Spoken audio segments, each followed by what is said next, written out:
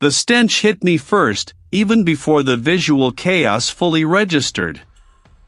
Not the coppery tang of fresh blood, nor the acrid bite of scorched electronics, but something far more insidious, a chemical ghost, clinging to the air like a shroud.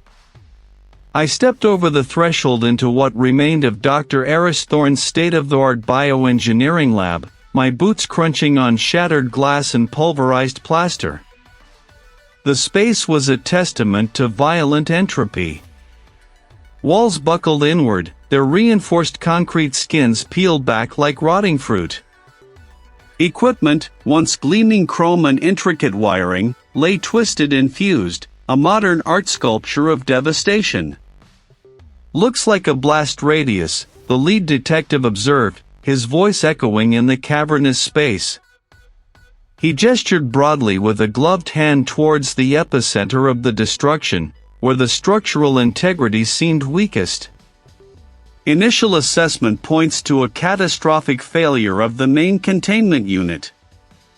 Suicide, perhaps, or a tragic miscalculation. Thorne was working on some volatile stuff." I nodded, my gaze already sweeping past the obvious, cataloging the subtle. The detective's words were a convenient narrative, a neat box to fit the wreckage into, but my gut churned with a quiet dissent. Catastrophic failure. Suicide. Miscalculation. These were easy answers, too easy for a man like Thorne, whose reputation for meticulousness bordered on obsession. The air conditioner, surprisingly, still hummed faintly in a corner, blowing a faint, metallic breeze across my face. I moved deeper into the lab, carefully avoiding the main area of destruction. Dr. Thorne lay amidst the debris, or what was left of him. His body was mostly intact, spared the worst of the concussive force, but the sheer heat and pressure had done their work. He was sprawled near a workstation, a console half melted, its screen fractured in a spiderweb pattern. His lab coat, or what remained of it, was fused to his skin in places, the fabric having undergone a bizarre transformation. My eyes narrowed, tracing the burn patterns on the floor. The detective was right, it certainly looked like an internal explosion, originating from the containment unit. The scorch marks radiated outwards, fanning across the synthetic flooring. But something about the edges of those marks, particularly close to where Thorne's body lay, fell off. They were too sharp, almost cut, rather than diffused. And the dispersal of certain metallic fragments seemed inconsistent with a single, central blast point. I crouched, pulling a small, powerful magnifying glass from my kit. The detective continued to brief a junior officer on the preliminary findings, their voices a low murmur against the backdrop of the lab's groaning infrastructure. My focus, however, was on a tiny patch of flooring, just inches from Thorne's outstretched hand. The surface here was not merely scorched but seemed to have been subjected to an intense, localized heat, creating a microcratering effect. And within one of these miniature craters, almost invisible to the naked eye, was a speck. It shimmered faintly, a metallic glint unlike any of the other debris. It was too small to identify definitively here, too delicate to risk disturbing without proper isolation. "I'm going to need a full spectrum analysis on this floor sample," I announced, rising slowly. "And a complete sweep of all surfaces, paying particular attention to molecular residue. This isn't as straightforward as it seems." The detective raised an eyebrow, a flicker of impatience in his gaze, but he knew my methods. He knew I didn't chase ghosts, only facts. He simply nodded, turning back to his uniformed officer. My next stop was the sterile, controlled environment of the crime lab evidence processing clean room. The contrast with Thorne's chaotic lab couldn't have been starker. Here, the air was scrubbed clean, the surfaces pristine, illuminated by banks of cool, fluorescent lights. I donned a fresh set of coveralls, gloves, and a hairnet, my movements precise, practiced. I carefully placed the floor sample, extracted with surgical precision from Thorne's lab, onto the stage of a high-resolution electron microscope. The speck I'd observed earlier was now magnified thousands of times, revealing its true nature. It wasn't just a metallic shard. It was a complex alloy, one I didn't immediately recognize, embedded firmly within the microcrater. But that wasn't what truly snagged my attention. Surrounding the speck, like a faint halo, was a residue. A residue that, under this magnification, resolved into a pattern of minute, almost perfect hexagonal crystalline structures. They were perfectly uniform, utterly symmetrical. This wasn't the random byproduct of an explosion. Explosions created chaos, irregular fragmentation, and haphazard dispersal. These structures, so geometrically precise, spoke of an engineered process, a controlled reaction. And they were alien to the known materials within Thorne's lab, according to the preliminary inventory. My breath hitched, a cold certainty settling in my chest. The detective's convenient narrative of accident or suicide evaporated like smoke. Someone hadn't just blown up Thorne's lab. They had engineered the destruction, leaving behind a signature so subtle, so minute, that only the most meticulous eye would ever find it. The question now wasn't what happened, but who had gone to such extraordinary lengths to hide their tracks, and why? I stood before the stainless steel table, the bioengineer's remains laid out, draped in a white sheet that did little to conceal the grim reality beneath. The lead forensic pathologist, a woman with tired eyes but an unwavering gaze, peeled back the covering. "Read," he began, his voice flat, professional. Preliminary findings still lean towards a lab accident. The blast trauma is consistent with an internal explosion, likely a volatile compound, given the nature of his work. She gestured to the charring on the chest and arms, the pattern radiating outwards from the torso. Severe burns, extensive tissue damage. Cause of death appears to be a combination of blast force and thermal trauma. I nodded slowly, my gaze sweeping over the body. The scene at the lab had been chaotic, but this environment, stripped of the smoke and debris, brought a grim clarity. "And the internal injuries?" I asked, my voice low. "Fractured ribs, internal hemorrhaging, contusions to the lungs and heart," she recited, pointing to a series of X-rays illuminated on a nearby lightbox. "All consistent with the concussive force." My eyes narrowed, tracing the lines of the burn patterns. They were deep, angry red, transitioning to blackened edges. But something felt off. The uniform distribution, the way it seemed to emanate rather than splatter. The pattern of the burns, I observed, tapping a gloved finger near the sternum. "It's remarkably symmetrical for an uncontrolled explosion." "And the depth?" "It feels contained." The pathologist sighed, adjusting her glasses. "I see what you're getting at. It's not textbook for a spontaneous rupture, I'll grant you that. There's a distinct focus point, almost as if the energy was directed. But without more context from the lab itself, it's hard to say for certain." They were badly burned, fingers gnarled, but I noticed something. A faint discoloration beneath one of the fingernails, a subtle green-blue hue that seemed out of place against the raw, damaged tissue. I retrieved a pair of fine forceps. "Mind if I take a closer look here?" She nodded, stepping back to give me room. With painstaking care, I scraped a minute sample from beneath the nail. It was barely visible, a speck of powder, almost dust. I placed it in a sterile vial. "This doesn't look like anything from his known research compounds," I murmured, holding the vial up to the light. "The color. It's too vibrant, too unnatural for a lab chemical."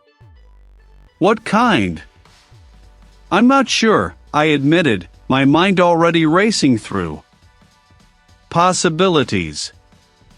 "But it's not char, not residue from the explosion. This is something foreign. Something he might have come into contact with before the incident, or perhaps even during it, if he was struggling with someone." The implication hung heavy in the air. A struggle. Not an accident. My suspicions, previously a low hum, now resonated with a sharper frequency. This was a lead, a tangible thread to pull. Later that day, the clean room's sterile quiet replaced by the muffled din of the interview room, I faced the first person on my list, a rival scientist, the head of a competing bioengineering division. Vance, a man whose tailored suit seemed too pristine for the grim circumstances, sat across from me, his expression a careful mask of polite regret. Aris Thorne was intense. Vance began, choosing his words with precision. Brilliant, no doubt, but fiercely competitive. He guarded his research like a dragon. His latest project, the one he was working on when potentially revolutionary. Revolutionary enough to make enemies? I probed, leaning forward slightly. Vance offered a tight smile. In this field, Reed, everyone is a potential enemy. Thorne was known for poaching ideas, for isolating himself when he felt he was close to a discovery.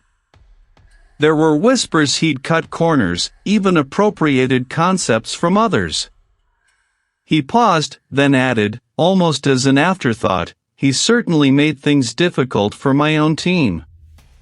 Blocking access to shared resources, even attempting to discredit some of our preliminary findings. His motive, if one existed, was clear: professional jealousy. Perhaps even a desire to eliminate a formidable rival and seize control of Thorne's groundbreaking work. The tension in the room thickened, a silent acknowledgement of the cutthroat world they inhabited. My next interview was with the former research assistant, Maya. She sat hunched, her gaze fixed on the table, her body language radiating a mix of resentment and fear. He had left Thorne's lab 6 months prior, under less than amicable circumstances. He was impossible, Maya stated, her voice tight with controlled anger. Demanding, secretive. He worked us to the bone, then took all the credit. He promised me co-authorship on a major paper, a significant promotion, then pulled the rug out from under me at the last minute. Said I hadn't earned it. Said my contributions were insufficient. Did he have other conflicts? I asked, watching her closely. She scoffed, a bitter sound. Thorne was a walking conflict. He alienated everyone. He had a way of making you feel indispensable one moment, then utterly worthless the next. He drove away half his team. I wasn't the only one he burned. Did you ever feel threatened by him? Maya hesitated, her eyes darting to mine, then away. Not physically, but professionally, absolutely. He could ruin careers with a word.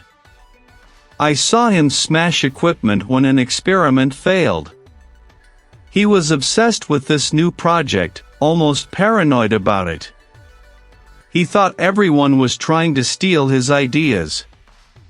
Her anger was palpable, simmering just beneath the surface. A fired assistant, denied credit, humiliated. Another plausible motive, steeped in personal betrayal and professional ambition. As I listened to Maya's account, I thought back to the tiny fleck of green-blue pigment. A non-lab element. It wasn't just the blast pattern that was inconsistent anymore. The bioengineer hadn't just died, he had been murdered. I watched over the shoulder of the lead digital forensics specialist, a focused individual whose fingers danced across a backlit keyboard. Our breath misted slightly in the chilled, filtered air. On the primary monitor, lines of code scrolled, punctuated by bursts of graphical representation, intricate helix structures, cascading data streams. We're pulling everything we can from Thorne's main workstation and the lab's local server, the specialist murmured, without looking away. It's a deep dive. Anything unusual stand out yet? Beyond the sheer volume of data, you mean? A faint chuckle escaped the specialist. He was working on something big, read. Advanced genetic sequencing. The project files are labeled with cryptic identifiers, but the underlying data suggests applications that could revolutionize global health. Or be weaponized. Modifying genetic markers, targeting specific cellular structures. The implications are staggering. My stomach tightened. This wasn't just a brilliant mind at work, it was a mind operating on the edge of a precipice. The potential for good was immense, but the potential for devastation was equally terrifying. Then, a new set of data appeared on a secondary display, a timeline of file access and modification. Hold on, I said, leaning closer. What's this activity here? A cluster of deletions, followed by an attempted overwrite sequence. Very recent. The specialist zoomed in, eyes narrowed. You're right. This isn't a routine system purge. Someone tried to wipe specific project files, a significant portion of what appears to be his active research logs. And they were good. Very good. Almost got away with it. Almost? The timing was off, or the system had a failsafe he hadn't accounted for. We managed to recover fragments, enough to see the intent. It wasn't a simple deletion, read. This was a sophisticated, multi-layered attempt to erase specific datasets, not just general cleanup. My mind raced. A lab accident? Suicide? Neither fit a deliberate, sophisticated attempt to wipe critical research files. This pointed to an external party, someone who knew precisely what Thorne was working on and what information needed to disappear. Or, more unsettlingly, Thorne himself, trying to bury something before his demise. The fleck of green-blue pigment from the explosion site, the non-lab element, resurfaced in my thoughts. Could it be linked to this hidden agenda? I spent the next few hours poring over the recovered fragments, trying to piece together the ghost of Thorne's last days. The specialist worked tirelessly beside me, pulling data from encrypted backups, reconstructing timelines. The evidence of data manipulation was undeniable, a stark contrast to the chaotic destruction of the lab itself. One was precise, calculated, the other, raw, explosive. Later that afternoon, I requested another meeting with Maya. She arrived at a sterile interview room within the main precinct, her eyes downcast, shoulders hunched. The vibrant energy I'd seen earlier, even her anger, had been replaced by a palpable weariness, a brittle nervousness. "Thank you for coming in again, Maya," I began, my voice even.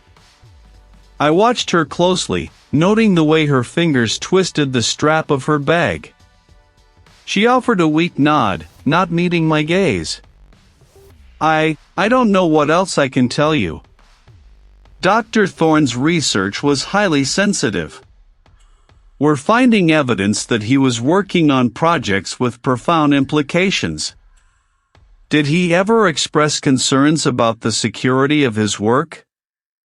About people knowing what he was doing? Maya flinched, a subtle tremor running through her. She finally looked up, her eyes wide with a fear I hadn't seen before. He changed.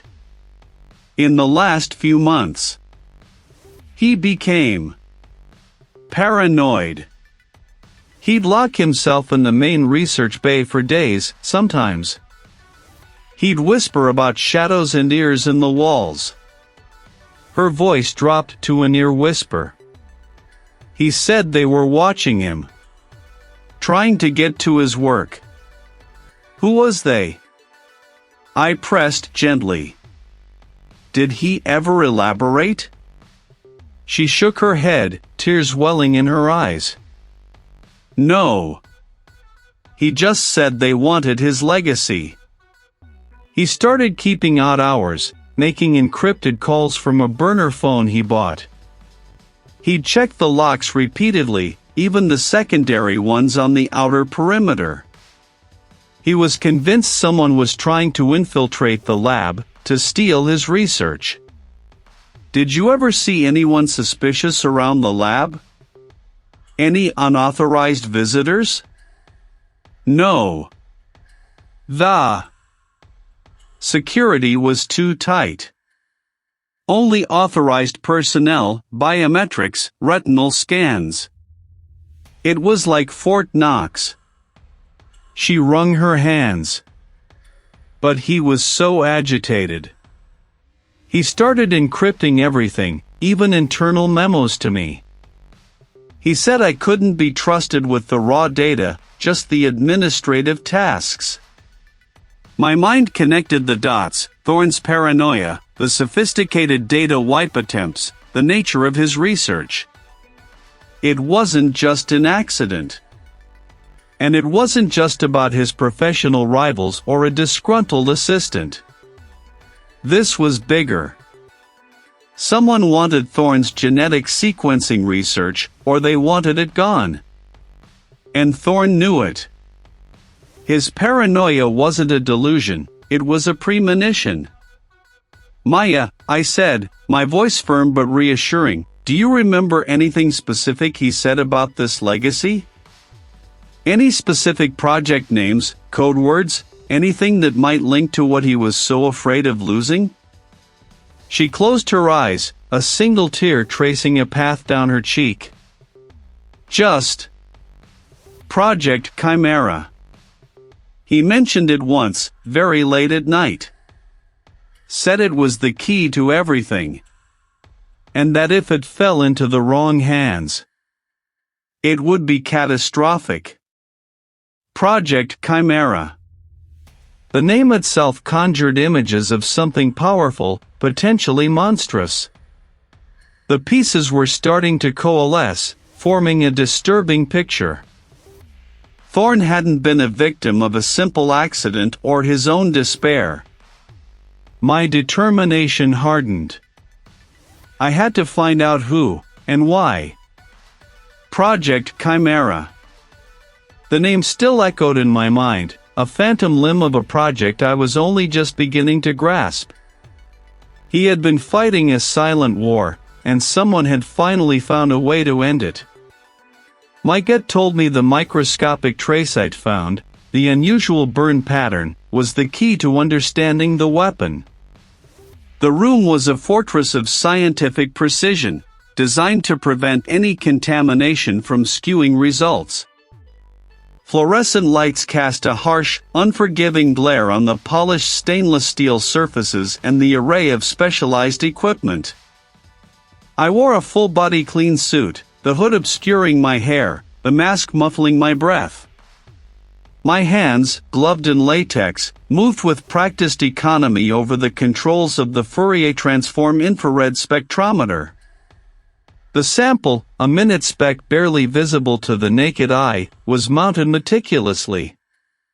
It was the residue from the peculiar burn mark on the lab console, the one that didn't match the general fire damage. For days, I'd been chasing this ghost, feeding it through various analytical machines, each one peeling back a layer of its identity. Now, with the FTIR, I was looking for its molecular fingerprint. The screen flickered, displaying a complex graph of absorption peaks. I cross-referenced the spectrum against an extensive database of known materials, common polymers, industrial solvents, biological compounds. Nothing. The pattern was unique, alien. My brow furrowed beneath the clean suit's visor. This wasn't off the shelf. I adjusted the parameters, running a more advanced spectral analysis, pushing the machine to its limits. The hum intensified, a low thrumming vibration passing through the floor. Minutes stretched into an eternity, punctuated only by the soft clicks of the keyboard as I refined my search criteria. Then, a match, tentative at first, then solidifying. The database flagged it, a rare, synthetic polymer. My breath hitched, a small gasp lost in the clean room's air filtration system. This wasn't just any polymer. The database entry specified its use in high-end industrial applications, often proprietary, designed for extreme durability and resistance to chemical degradation. It wasn't something Thorne would have lying around for a routine experiment, nor was it a byproduct of his known research. This material was manufactured, specialized, and expensive. It screamed corporate. The implications hit me with the force of a physical blow. This trace element redirected everything. Suicide was out. A simple lab accident was out. The presence of such a specific, manufactured material pointed to deliberate introduction, an external factor. My mind immediately leaped to the funding entities, the corporate giants who bankrolled Thorne's groundbreaking, potentially world-changing work. One name, in particular, stood out in his financial records, Omnicorp. A conglomerate known for its aggressive R&D, its relentless pursuit of innovation, and its long, sometimes ethically ambiguous, history. I spent the next few hours piecing together the corporate connections, cross-referencing the polymer's known manufacturers with Omnicorp's extensive network of subsidiaries and suppliers. The web tightened around them, a subtle but undeniable pull. This wasn't just a hunch anymore, it was a trajectory. The Omnicorp regional headquarters was a monument to glass and steel, towering over the city like a predatory bird. I felt the tension coil in my stomach as I waited in the polished lobby, the corporate emblem glowing with an almost religious fervor.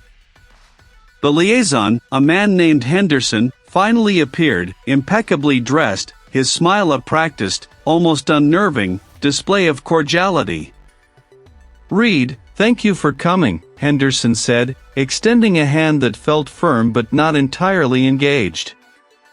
"We're, of course, fully cooperating with the authorities regarding Dr. Thorne." Tragic, truly tragic. His office, high above the street, was minimalist and stark, designed more for impression than comfort. The city spread out below us, a silent testament to Omnicorp's reach. "Mr. Henderson," I began, declining the offer of coffee, "my investigation has led me to a specific line of inquiry concerning Dr. Thorne's final project." I watched his face carefully, noting the almost imperceptible tightening around his eyes. "We've identified a unique synthetic polymer at the scene, a material typically used in high-end industrial applications. Our preliminary findings suggest this polymer is not commonly available and points to a very specific manufacturing source. Henderson's smile didn't falter, but it seemed to freeze around the edges. Oh. Interesting. Omnicorp works with a vast array of materials, as you can imagine. Could you be more specific about this? Polymer? His tone was smooth, almost too eager to help, like a salesman trying to close a deal. It's a novel compound. Highly resistant to thermal degradation, with a distinct molecular signature, I pressed, keeping my gaze steady. It's been linked to some of Omnicorp's advanced materials divisions. Ah. Yes, our advanced materials group is quite innovative, he conceded, leaning back in his chair, seemingly relaxed. We develop many proprietary compounds. It's difficult to keep track of every single one. What exactly are you suggesting, Reed? I'm suggesting its presence at the scene of Dr. Thorne's demise is highly unusual, I stated, letting the words hang in the air. It doesn't align with a lab accident. It doesn't align with suicide. It aligns with deliberate introduction. Henderson's eyes narrowed fractionally, then he chuckled, a light, dismissive sound. Deliberate introduction? My dear Reed, Dr. Thorne was a brilliant but, shall we say, unconventional mind. His lab was his kingdom. Anything could have been found there. Perhaps he was experimenting with a new containment material for Project Chimera? Thorne? He was our asset, our genius. We had everything to lose. His explanation was too neat, too readily available. The overly cooperative demeanor was a shield, deflecting my questions with plausible, yet vague, answers. He hadn't denied the polymer's connection to Omnicorp, merely spun it into a narrative that absolved them. The tension in the room thickened, a silent battle of wills. I knew he was hiding something, and I was determined to uncover it. This wasn't a dead end, it was a new beginning to a much darker path. The corporate representative's carefully constructed narrative still chafed at me, a stone in my shoe.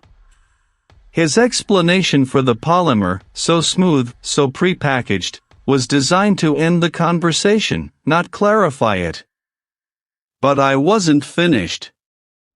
Not by a long shot. My gut, a notoriously stubborn organ, insisted there was more to Thorne's death than a tragic miscalculation or a desperate final act. The polymer, that microscopic thread of evidence, was the key. I was convinced of it. The polymer trace, no larger than a grain of sand, lay on a glass slide beneath the powerful lens of the electron microscope. My eyes, accustomed to hours of intense scrutiny, barely registered the fatigue. This was where the truth hid, in the minute imperfections, the molecular signatures. Under the magnification, the polymer revealed its secrets. It wasn't generic. The crystalline structure, the specific pattern of inclusions, even the subtle variations in density, pointed to a highly specialized manufacturing process. This wasn't off-the-shelf material. This was custom, bespoke, likely produced by a very limited number of facilities, perhaps even just one. I meticulously cross-referenced the unique identifiers I was seeing with known industrial databases, a painstaking process that felt like searching for a single specific snowflake in a blizzard. Then, a flicker of recognition. A proprietary marker. It wasn't Omnicorp directly, but a subsidiary, a small, advanced materials firm they had acquired 2 years prior, specializing in high-performance composites for niche applications. The corporate representative hadn't lied, not exactly, but he had omitted a crucial, direct link. The tension in my shoulders eased infinitesimally, replaced by a surge of grim satisfaction. I was on the right track. Someone had gone to great lengths to obscure this connection. Leaving the controlled environment of the lab, the outside world felt jarringly loud. The late afternoon sun cast long, distorted shadows across the asphalt. I was halfway to my vehicle when it happened. A delivery van, its side emblazoned with a local courier service logo, swerved sharply from the adjacent lane. It wasn't a drift, it was an aggressive, deliberate cut. The screech of tires was deafening, a raw tearing sound that scraped along my nerves. I instinctively slammed on my brakes, the sudden deceleration throwing me forward against my seatbelt. The van missed my front bumper by mere inches, a hair's breadth. I saw the driver's face for a split second, obscured by shadow, before it sped off, disappearing around the corner without so much as a glance back. My heart didn't pound, it simply felt. A calculated near miss. Too precise, too opportune. Not random. The corporate representative's evasion, the specific polymer, and now this. Someone knew I was getting too close. I drove the rest of the way to my personal lab with a heightened sense of awareness, my eyes scanning mirrors, my hand hovering near the gear shift. The incident had sharpened my focus, replacing the lingering fatigue with a jolt of adrenaline. My lab, a cluttered sanctuary of half-finished analyses and open case files, usually felt like an extension of myself. Tonight, it felt different. The security seal was intact, the locks undisturbed. I pushed open the door, the familiar scent of ozone and old paper greeting me. Nothing appeared obviously out of place. No shattered glass, no ransacked drawers. But I'd learned to look for the invisible. My gaze swept over the workbench, settling on a specific set of microtweezers. I always left them angled precisely at 45 degrees, a habit born of countless hours of repetitive work. Now, they lay at a casual 30. A faint, almost imperceptible scent hung in the air, a metallic tang that wasn't mine, not from any of my usual reagents. And the dust motes on the floor, usually undisturbed in that specific corner, seemed to have been agitated, a barely visible swirl in the otherwise settled layer. Someone had been here. They hadn't stolen anything. They hadn't destroyed anything. I can get in. The phone in my pocket buzzed, startling me. It was Maya. Her voice, when I answered, was thin, strained, on the verge of breaking. "Reed? Did you? Are you okay? I heard about what happened with the van. The news traveled fast." "I'm fine, Maya. Just a close call." I kept my voice calm, but my grip on the phone tightened. "How did you hear about that?" "A colleague mentioned it, said they saw it near the lab. Said it looked deliberate." "Reed, I'm scared," his voice cracked. "I should have told you something sooner. I saw something, before Thorne died. Something strange." My breath hitched. This was it. "Where are you, Maya? Can you meet me?" "Somewhere public. Now." We met at a small, unassuming coffee shop on the edge of the city, its fluorescent lights casting a harsh glow on the few remaining patrons. Maya sat across from me, her hands clasped tightly around a steaming mug, her knuckles white. Her eyes darted around the room, betraying a profound unease. "But then, after everything, and hearing about what happened to you today, it's been bothering me." I leaned forward, keeping my voice low and steady. "What did you see, Maya?" She took a shaky breath. "A few nights before the incident, I was working late in my office, finishing some reports. Around, I don't know, maybe 11? I was leaving, and I saw someone outside Thorne's lab. Not one of us. Not anyone I recognized." "Can you describe them?" I pressed, my mind racing. "Mostly a silhouette. Tall, I think. And they moved with a kind of deliberate purpose. They used a keycard, not the main entrance, but the service access door, the one that leads directly to his lab corridor." My jaw tightened. That service access was highly restricted, requiring a specific clearance level beyond general lab access. "Did you see their face?" "No. They had their back to me mostly, and then they were inside. I thought maybe Thorne had a late-night visitor, or a new assistant I hadn't met. I didn't think it was important until now."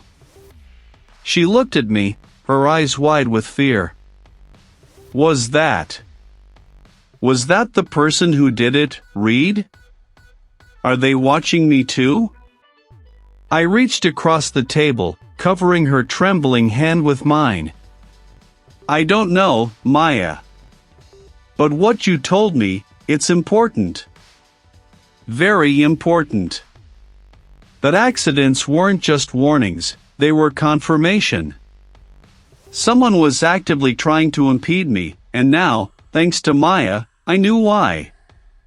They were protecting a secret, and that secret had a name, a face, and a highly restricted access card. The game had just escalated. Fluorescent lights cast a stark, shadowless glow on the array of monitors that dominated my workspace. I sat hunched over a console, my eyes fixed on the cascading lines of code and data logs that scrolled across the primary display. The console itself was a beast of a machine, designed for the heavy lifting of digital forensics, its multiple screens displaying everything from network traffic to environmental sensor readings, all pulled from Thorne's destroyed laboratory. On the left screen, a schematic of Thorne's lab rotated slowly, a detailed blueprint of its intricate systems. On the right, a timeline graph stretched out, marking every recorded event in the minutes leading up to the catastrophic incident. Another set of compressed data packets from the ventilation system controller, I murmured to myself, watching as a new stream of information populated a window. The technician, a quiet woman with sharp eyes, passed by my station, offering a small nod of encouragement.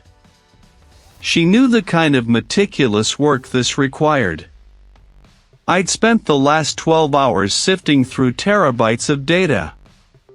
What I'd found so far was a symphony of contradictions, subtle dissonances in an otherwise uniform hum. The official report cited a spontaneous equipment malfunction, a critical failure in the atmospheric control system, leading to a rapid, uncontrolled oxygen enrichment, which then ignited a volatile compound Thorne was researching. A tragic accident, a brilliant mind lost to his own cutting-edge work. But my gut, and the microscopic burn patterns I'd observed, told a different story. I zoomed in on the timeline, focusing on a critical 5-minute window. A sudden, unexplained spike. In the oxygen delivery system, flagged initially as a sensor anomaly. Then, almost immediately, a corresponding drop in the nitrogen supply, creating an even more volatile atmospheric mix. It was too precise, too perfectly timed, to be a random failure. A command. The environmental control system, a bespoke setup designed by Thorne himself for his unique bioengineering needs, was incredibly robust. Its safety protocols were layered, redundant. For such a dramatic shift in gas composition to occur, multiple fail-safes would have had to be bypassed, not merely failed. I pulled up the system's internal diagnostic logs. There it was. A sequence of administrative commands, executed remotely, just seconds before the atmospheric shift. The IP address traced back to an external, encrypted network, bouncing through several proxy servers before vanishing. A ghost in the machine. This wasn't a malfunction. This was a deliberate override. I cross-referenced the atmospheric data with the power grid logs.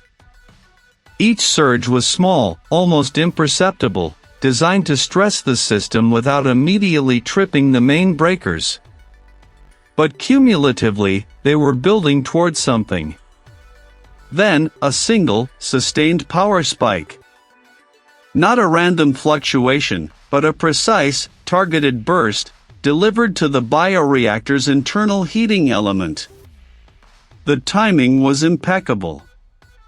The oxygen-rich atmosphere, the volatile research compound, the overloaded heating element, a perfect storm. I leaned back, the swivel chair groaning softly under my weight. Someone, from a safe distance, had systematically dismantled the lab's defenses, one digital lock at a time. First, manipulating the atmospheric controls to create a highly combustible environment. Then, bypassing the bioreactor's thermal regulators. The meticulousness was staggering. This wasn't a hack by some opportunistic outsider. This was an intimate act, a digital assassination orchestrated by someone who knew Thorne's lab like the back of their hand. They understood the custom systems, the specific vulnerabilities, even the precise chemical compounds Thorne was working with. They knew which buttons to press, which systems to overload, to create a fatal chain reaction that would perfectly mimic a tragic research accident.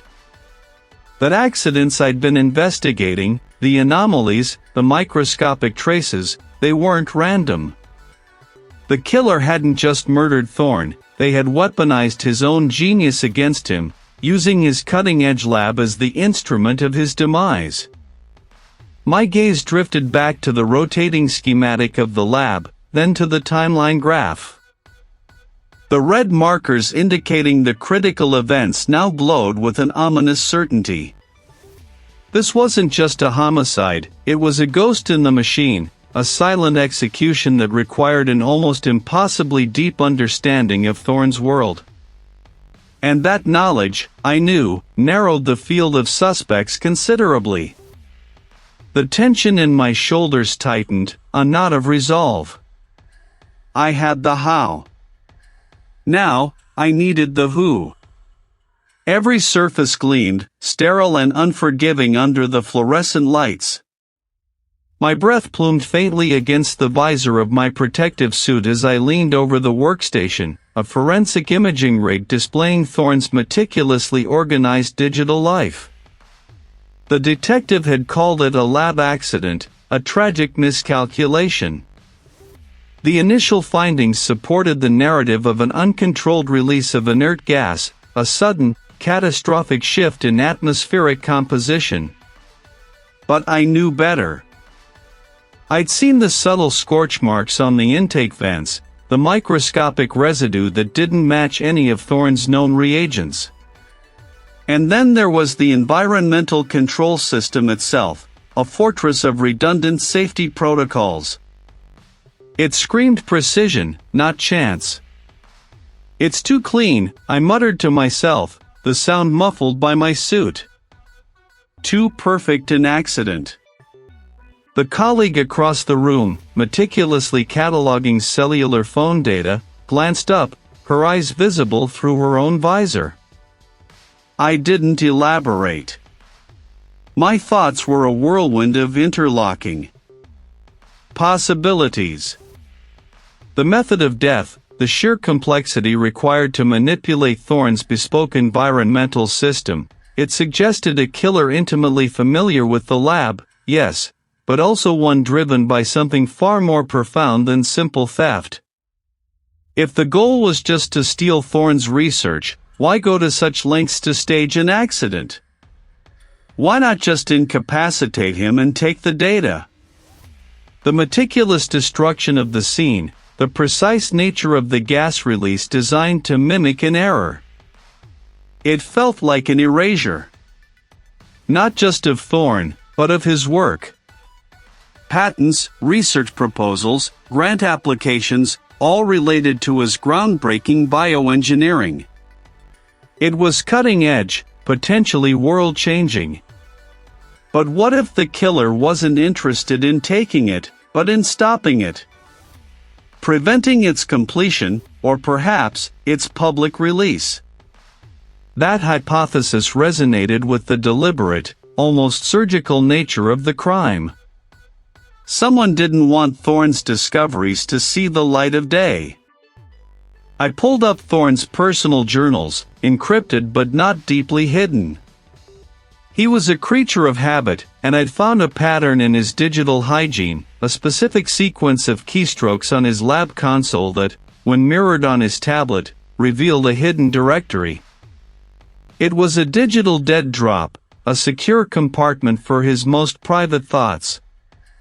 The directory opened, revealing a series of dated entries, each one more urgent than the last. I scrolled through them, my gaze sweeping across the screen, parsing Thorne's precise, almost clinical language. Entry 147, Cycle 32, growing unease regarding the implications of Project Chimera. The potential for misuse is staggering. My initial projections were based on controlled applications, not weaponization. Weaponization. The word hung in the sterile air, heavy and stark. My breath hitched. This was it. This was the motive. I continued to read, my determination hardening with each revelation. Thorne detailed his deepening ethical concerns, his growing conviction that his work, specifically Project Chimera, was being twisted, funded by clandestine means. He spoke of Omnicorp's shadow investments, of a separate, more dangerous project they were secretly backing, leveraging his breakthroughs for purposes he vehemently opposed. Entry 151, Cycle 34, the internal audit, a mere formality, revealed nothing. Omnicorp's compartmentalization is absolute. They are funding a parallel development, using my research as a springboard for something monstrous. I cannot stand by. Entry 153, Cycle 35, I have compiled sufficient evidence. A digital dead man switch. If I disappear, if my work is suppressed, these logs, this evidence of Omnicorp's clandestine funding and their true intentions, will be released. I will expose them. The world needs to know what they are building. My eyes widened behind the visor. This wasn't just about a brilliant scientist and his groundbreaking research. This was about a global corporation, Omnicorp, and a terrifying, weaponized application of bioengineering. Thorne hadn't just been working on a project, he had stumbled upon a conspiracy, and he had intended to blow the whistle. The pieces clicked into place with a chilling finality. They wanted to prevent the release of these very logs, to ensure Project Chimera, or whatever monstrous offshoot Omnicorp was developing, remained shrouded in secrecy. my hypothesis was no longer just a theory. It was a roadmap to a far larger, far more dangerous truth. Thorne hadn't been a victim of a lab accident, he was a casualty of corporate espionage and a desperate attempt to bury a secret that could shatter the world. And now, I was holding that secret. The tension in the clean room wasn't just from the filtered air, it was a palpable weight, pressing down on me. I had just walked into the crosshairs of Omnicorp. I stood before a bank of monitors, my gloved hands gliding over the sterile keyboard. Dust was anathema here, a contaminant that could unravel months of painstaking work. I wore a full-body Tyvek suit, the visor fogging slightly with each breath, a constant reminder of the invisible threats I was working to expose. My focus was absolute, honed by years of sifting through the detritus of human malice. On the central screen, a complex matrix of data unfolded, access logs from Dr. Aris Thorne's high-security research lab, cross-referenced with employee profiles from Omnicorp. The sheer volume was staggering, but I wasn't looking for a needle in a haystack, I was looking for a specific type of anomaly, a signature of deliberate, calculated action.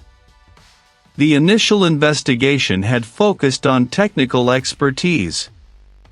Who among Omnicorp's vast network possessed the intricate knowledge of bioengineering to understand Thorne's groundbreaking work, and the dark ingenuity to weaponize it?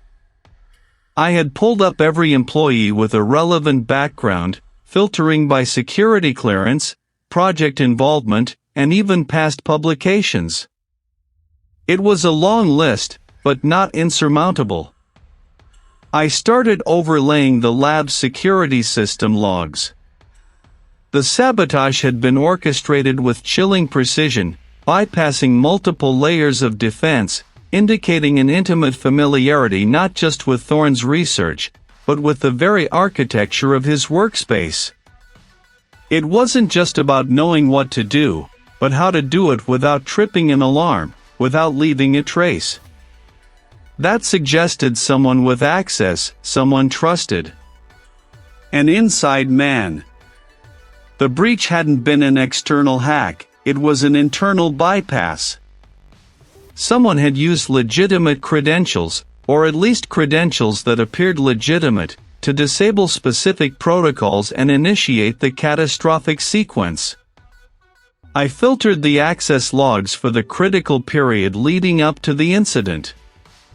Several names popped up repeatedly, all high-ranking Omnicorp personnel, all with clearance to be in Thorne's section of the facility. I began to methodically work through each profile. The lead researcher, a brilliant but notoriously competitive individual, had the scientific acumen, but his access logs showed no unusual activity. The security chief, meticulous to a fault, had a clean slate. I narrowed the field, searching for any discrepancies, any unusual patterns of entry or exit, any permissions granted that seemed out of place.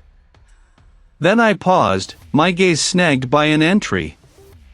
The Omnicorp liaison, David Thorne, no relation to the deceased, according to corporate records, had logged into the system remotely just hours before the incident, accessing a seemingly innocuous server related to project resource allocation. But the timestamps didn't quite fit. He'd logged in, logged out, then logged in again from a different IP address within minutes, an anomaly the automated system had flagged as a minor network glitch, easily dismissed. But in my world, there were no glitches, only overlooked details. I called up the liaison's full profile, delving deeper than the surface-level corporate resume. His official biography painted a picture of a rising star in corporate management, specializing in high-stakes project oversight. But a footnote, buried deep in his archived personnel file, caught my eye. It mentioned a temporary assignment years ago with a specialized corporate security solutions division, a unit I knew operated with a level of discretion bordering on secrecy. My intuition screamed. I dug further, bypassing the standard corporate HR database and accessing a more restricted, cross-agency information network. It took several secure authentications and a few coded requests to a contact in federal intelligence, but the information began to trickle in.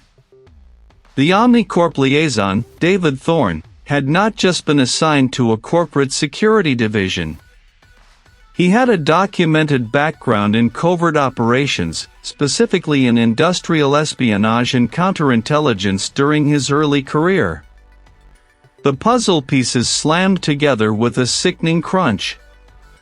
The sophisticated sabotage, the internal bypass, the intimate knowledge of Thorne's lab and its vulnerabilities, it all pointed to one person.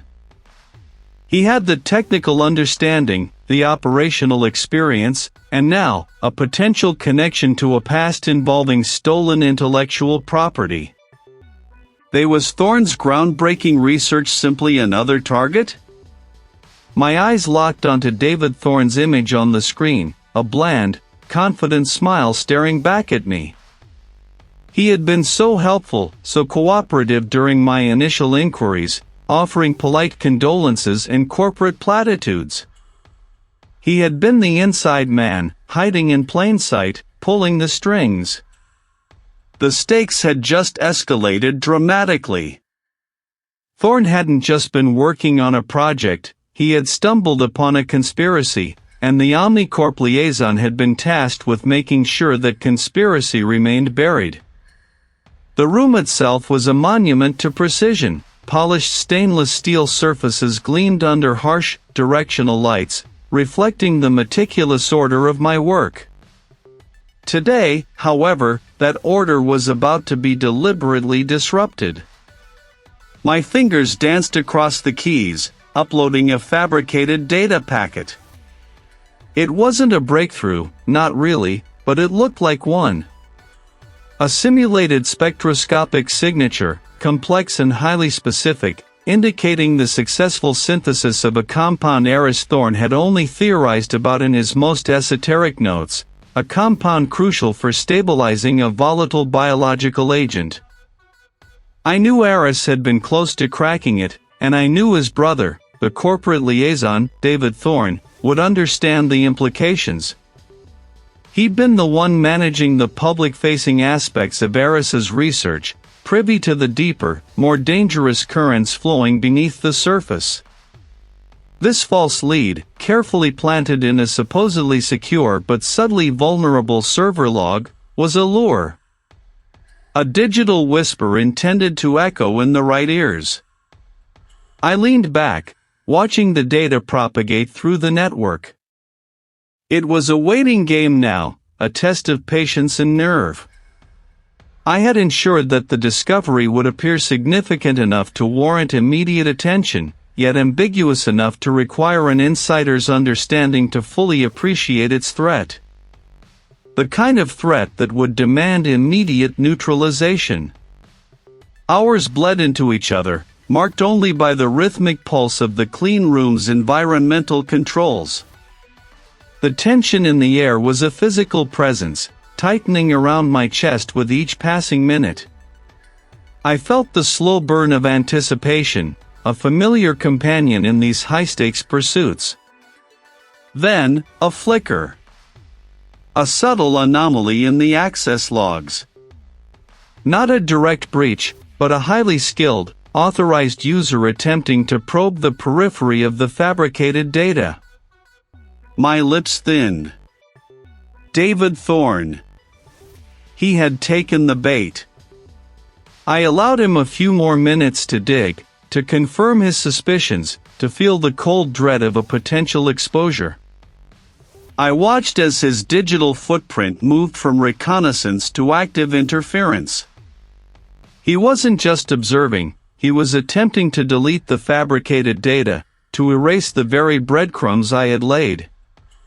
A frantic, almost desperate attempt to sanitize the trail. This wasn't merely corporate espionage, this was a cover-up. I moved with quiet deliberation, exiting the clean room's inner sanctum. I found him in the outer common area, ostensibly reviewing some files on a tablet, his back to the secure entrance. He was dressed impeccably, as always, his posture rigid. He hadn't heard me approach. "Having trouble with the network, David?" I asked, my voice cutting through the sterile silence. He flinched, spinning around, his face a mask of forced composure. "Read. Just reviewing some of Aris's older project proposals. Trying to make sense of all this." His eyes, however, betrayed a darting anxiety, flickering towards the internal network access point. "Is that so?" I stepped closer, my presence filling the space between us. "Because my logs indicate you've been rather busy trying to unmake asterisk sense of some of my more recent findings." His jaw tightened. "I don't know what you're talking about." "Of course you don't," I said, a dry edge to my tone. "Let me enlighten you." Then I gestured to the secure entrance of the clean room. "Shall we take a look at something a little more concrete?" He hesitated, his gaze locked on mine, searching for an escape. There was none. He followed me back into the clean room, the airlock hissing shut behind us. I led him to a dedicated workstation, its monitor displaying a high-resolution image. "This," I began, pointing to a microscopic, iridescent fleck on the screen, "is a trace polymer. Unique in its molecular structure, designed for extreme durability and resistance to degradation. We found it on Aris Thorne's person, embedded in the scorched fabric of his lab coat. We found it on the shattered fragments of the containment unit." I paused, letting the image sink in. "And we also found it, David, at the site of the accident that nearly took out the lead investigator on your brother's case. And again, on the faulty pressure valve that caused the malfunction in the clean room's ventilation system last week." His face paled, the carefully constructed facade cracking. He swallowed hard, his eyes glued to the shimmering speck. "This polymer," I continued, my voice steady, "is a proprietary compound, used primarily as a binding agent in a very specific, experimental bioweapon delivery system. A system Aris Thorne was actively researching. A system he was becoming increasingly uncomfortable with. He was going to expose it, wasn't he?" The silence stretched, thick and suffocating. David Thorne's shoulders slumped, the fight draining out of him. "There's a faction. They've been developing these agents for years, under the guise of advanced medical research. Aris was brilliant, too brilliant. He cracked the stabilization formula, the one you just discovered. He realized the true potential, and the true horror, of what they were doing. To neutralize him. They knew I had the access, the understanding of his work. They knew I could replicate the conditions. And the attempts on my life?" I pressed, my voice low. "Loose ends," he mumbled, staring at the polymer on the screen, "a tiny, damning piece of truth. You were getting too close. The pressure valve." The clean room, once a sanctuary of scientific purity, now felt like a tomb of shattered ethics. David Thorne, once composed, now sagged, his carefully constructed facade crumbling into a heap of desperate regret. The lead investigator moved in, a silence signal, and a pair of uniformed officers stepped forward. There was no struggle, no last-ditch denial. Just a profound, defeated silence as the cold metal of the handcuffs clicked into place. I watched him being led away, his eyes, momentarily, meeting mine. There was no malice, only an abyssal emptiness. A brother's ultimate betrayal, born from ambition and fear, now laid bare for the world to scrutinize. My gut clenched. This wasn't just about a single act of murder, it was about the rot beneath the surface, the toxic ambition that had festered within Omnicorp. The immediate aftermath was a blur of controlled chaos. My colleagues, their faces grim, began the meticulous process of documenting the scene, securing the remaining evidence, sealing the lab. Every surface, every discarded glove, every data chip now held a new, sinister weight. The initial findings, once pointing to tragic accident or suicide, now screamed deliberate, calculated malice. The specific trace elements I'd found, the unusual burn pattern on the lab's floor, the subtly altered data logs, all of it clicked into place, pieces of a gruesome mosaic. Internal affairs, federal liaisons, even a representative from a global security agency, everyone wanted a piece of the unfolding story. I ignored them, for now. My focus was on the evidence, on connecting David Thorne's confessed actions to the larger web I suspected existed. The data drive recovered from the hidden compartment in Dr. Thorne's personal terminal became our key. It wasn't just about the murder, it was about the motive, the desperate scramble for control over Dr. Thorne's final, groundbreaking research. The encrypted files, once cracked by our digital forensics team, revealed a clandestine network of communications, shell corporations, and illicit transactions. Omnicorp, it seemed, wasn't just a corporate giant, it was a viper's nest of backroom deals and ethical compromises, all centered around a project that promised untold power and profit. Within hours, the first wave of high-profile arrests began. The head of Omnicorp's R&D division, a corporate attorney notorious for his impenetrable legal shields, even a board member with deep political ties, one by one, their names flashed across the screens in the command center.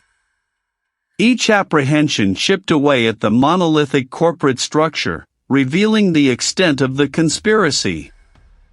The media firestorm was immediate and ferocious. News channels, once captivated by the mystery of the brilliant bioengineer's tragic end, now ran breathless exposés on corporate espionage, fraternal betrayal, and the terrifying implications of unregulated scientific advancement.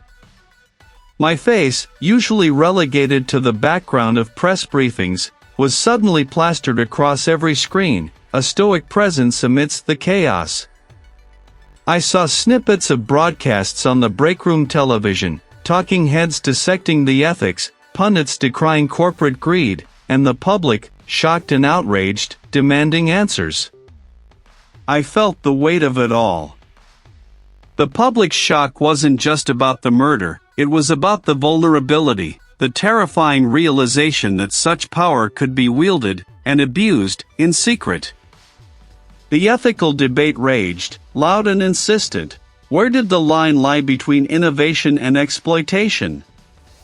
Who controlled technologies that could reshape the world? The future of Dr. Thorne's research, the very project David Thorne had killed to control, now hung precariously in the balance. Governments, both domestic and international, began to stake their claims. Diplomatic cables flew, legal teams mobilized, and the quiet corridors of power hummed with strategic maneuvering. International organizations, citing humanitarian concerns and global stability, also threw their hats into the ring, advocating for collective oversight. The scientific community was divided, some mourning the loss of a genius, others fearing the weaponization of his legacy. I stared at the holographic projection of Dr. The intricate schematics of his final project glowed with an eerie luminescence. It was a marvel, a terrifyingly potent marvel. My role in all of this, I realized, was merely the unearthing of truth. But the truth, once exposed, had a life of its own, capable of igniting a powder keg. The investigation wasn't over, it had merely shifted from a singular murder to a global ethical dilemma, a testament to the profound and dangerous power of knowledge, and the lengths some would go to control it. The air in the clean room, usually so pristine, felt heavy with the dust of shattered trust and impending global upheaval. The clink of steel cuffs was a stark punctuation mark in the sudden quiet, echoing off the polished surfaces, a sound that always carried the weight of finality. I watched David Thorne being led away, his shoulders slumped, his gaze fixed on the floor. No defiant last words, no desperate pleas. Just a hollow surrender. The silence he left behind was heavier than any noise, filled with the ghosts of ambition, betrayal, and a brother's life extinguished. The air, typically cool and dry, now felt thick, as if saturated with the unspoken consequences of his actions. The hum of the ventilation system, usually a comforting backdrop, seemed to vibrate with a low, unsettling drone. The lead investigator turned to me, a nod of grim satisfaction. "Good work, Reed. Couldn't have done it without your eye." I offered a curt acknowledgement. Praise always felt secondary to the truth, a mere byproduct of the relentless pursuit. My gaze drifted across the room, past the secured evidence lockers, the analytical equipment, the white-gloved technicians who were already beginning to clear away the last traces of the interrogation. This clean room, designed for precision and objectivity, had borne witness to the messy, subjective truth of human greed and envy. I stayed behind, the last of the core team to linger. Yet, even here, chaos had found a way in, manifesting in the microscopic burns, the displaced components, the carefully orchestrated destruction that had masqueraded as an accident. I ran a gloved hand over the cool, smooth surface of a workbench, tracing the ghost of a microscopic fiber that had led me down this labyrinthine path. The true horror wasn't just the act of murder, but the profound ethical chasm it exposed.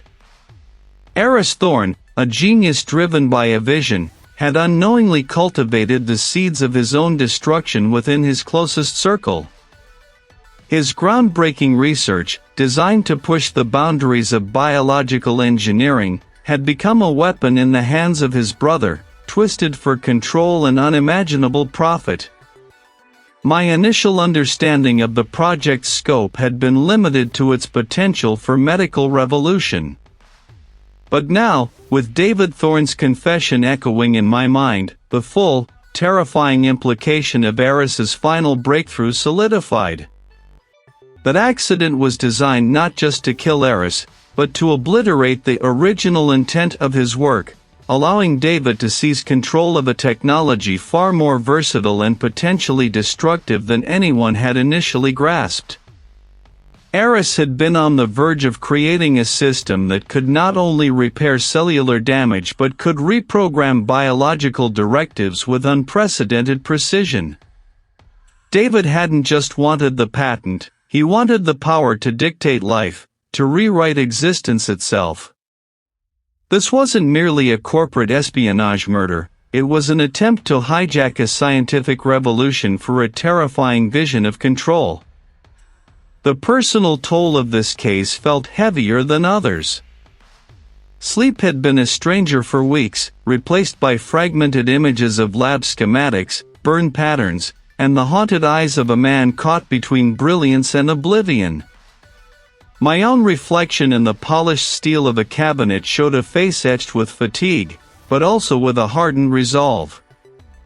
This wasn't just about Aris Thorne anymore, it was about the line.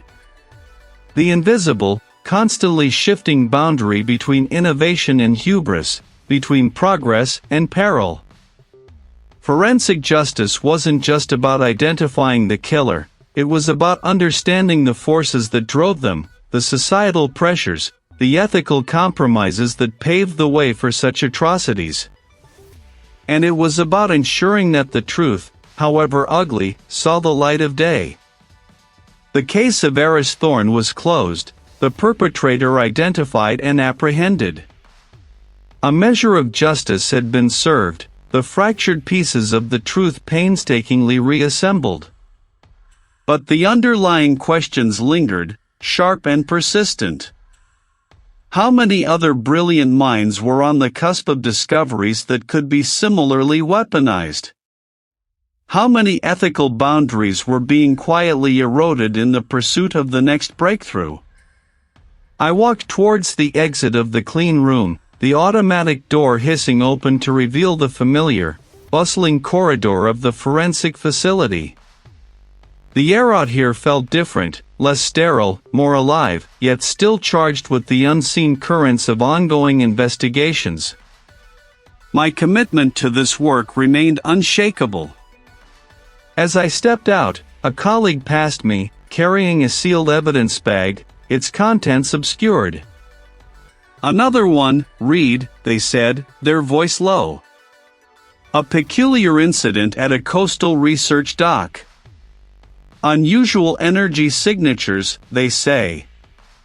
Highly classified." I paused, the weight of Aris Thorne's legacy still fresh in my mind. The struggle between progress and peril, it seemed, was never truly over.